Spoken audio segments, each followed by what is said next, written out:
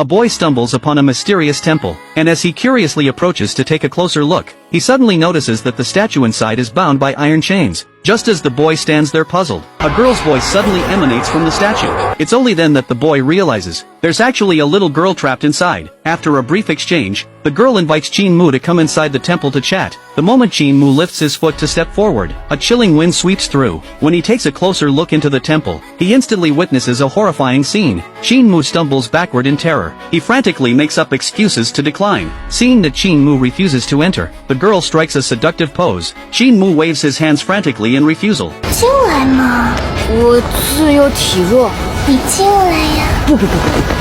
The girl instantly becomes furious with embarrassment. Then she stops pretending, and reveals her true demonic form, launching an attack on Qin Mu. However, Qin Mu remains completely unharmed. It turns out the demon is bound by countless chains, and she simply cannot step outside the temple. Qin Mu realizes, as long as he doesn't enter the temple he'll be safe, and since the demon is suppressed by the statue, he can use this to his advantage. To defeat the demon, Qin Mu immediately begins chanting dark incantations. Sure enough, as countless dark energies surge toward the statue suddenly begins radiating divine light. When the demon sees the statue's strange reaction, she immediately tries to flee in terror. However, she's bound by the chains, and cannot escape at all. What's even more bizarre, the statue suddenly comes to life. Then the statue begins continuously chanting divine verses. The demon is instantly tormented by the divine suppression. At the same time, Qin Mu suddenly discovers the divine verses can help him break through his power barrier. Qin Mu seizes this opportunity, and uses all his strength to shatter his bottleneck. Finally, Qin Mu successfully breaks through to the next realm.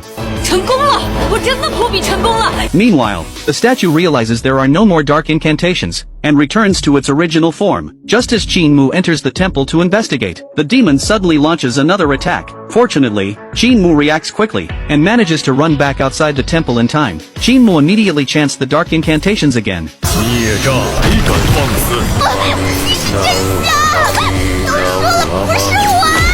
After Qin Mu stops chanting the incantations, the statue also stops reciting the divine verses. 居然敢这么对老娘！ Qin Mu sees that the demon still hasn't given up.